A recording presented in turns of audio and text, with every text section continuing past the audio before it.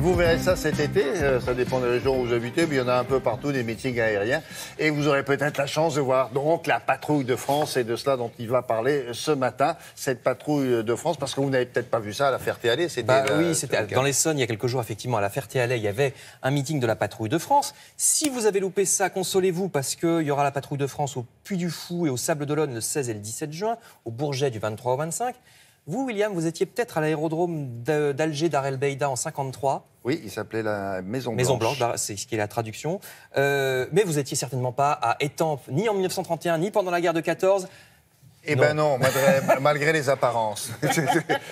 Parce qu'Alger et Étampes, regardez, on va voir les images, c'est les origines de la patrouille de France. D'abord Étampes, c'est parce qu'au départ, il y a une initiative des moniteurs de pilotage. Il y a à Étampes un terrain d'aviation et une école de pilotage qui date de la guerre de 14. Et après la guerre de 14, quand il n'y a plus de combat aérien, pour ne pas perdre la main, pour aussi stimuler leurs pilotes et montrer leur virtuosité, les instructeurs de l'armée vont créer une patrouille d'élite, patrouille de voltige en 31 à Étampes, donc au sud de Paris, pas loin de la Ferté-Alais dont je parlais. Dans les années 30, ça ne s'appelle pas encore la patrouille de France, on parle de la patrouille d'Étampes tout simplement. Ils volent qu'à 3 appareils au départ, mais comme ça plaît beaucoup au public, leurs activités se développent, il y a de plus en plus de meetings aériens, et c'est finalement à Alger, regardez, dans les années 50, en 53, sur l'aérodrome d'Alger qui s'appelait Maison Blanche ou Dar El Beida, que le présentateur du meeting baptise, un peu en improvisant, la patrouille de France. Il dit, c'est vraiment la patrouille de France. Eh ben, c'est de là que date le nom. Ensuite, l'armée va entériner ce nom.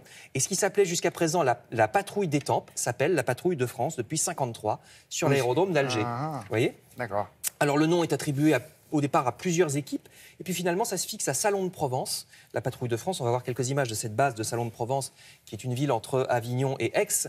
Alors, on n'entre pas comme ça dans la patrouille de France. Chaque année, 3 pilotes nouveaux sont choisis par cooptation par les pilotes qui sont déjà dans la patrouille de France. Ça veut dire quoi? Qu'ils font passer des tests à leurs camarades dans les anciens celui qu'on choisit. Exactement, et c'est les anciens qui choisissent. Alors ils sont tous pilotes de chasse de l'armée française, ils sont très confirmés. Il y a 9 pilotes, 8 en vol plus 1 remplaçant. Ils ont tous des noms, il y a le leader, les extérieurs, les solos, le charognard qui est derrière et qui récupère un peu la fumée de tout le monde. 30 mécaniciens et quelques qui s'occupent d'une douzaine d'appareils. Les appareils sont des Alpha Jet, avions de chasse lancés par Dassault en 79. Ils volent un petit peu en dessous du mur du son à environ 1000 km/h. Et c'est toujours l'Alpha Jet, l'appareil sur lequel aujourd'hui les pilotes apprennent leur métier. C'est le premier avion à réaction qu'on leur met entre les mains pour apprendre. Alors avant c'était celui-là, c'était le Fouga Magister, juste avant. Alors il avait un problème, regardez la queue. Si vous vous éjectiez en cas d'accident, vous étiez coupé en deux par la queue. Donc il fallait aller au bord, comme sur un plongeoir, au bord de l'aile pour sauter ensuite. C'était un peu compliqué. Donc on a remplacé on a remplacé les Fouga Magister. Ils se produisent dans le monde entier.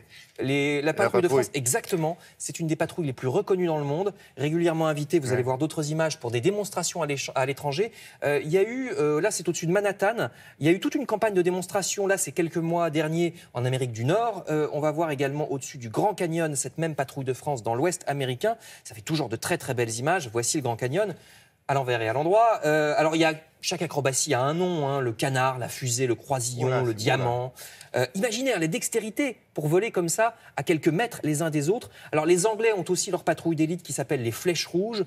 Aux USA, c'est les Anges Bleus. En Italie, les Flèches Tricolores. Je vous laisse voir ces images de la patrouille de France. Donc si vous êtes passionné, je vous ai donné quelques dates.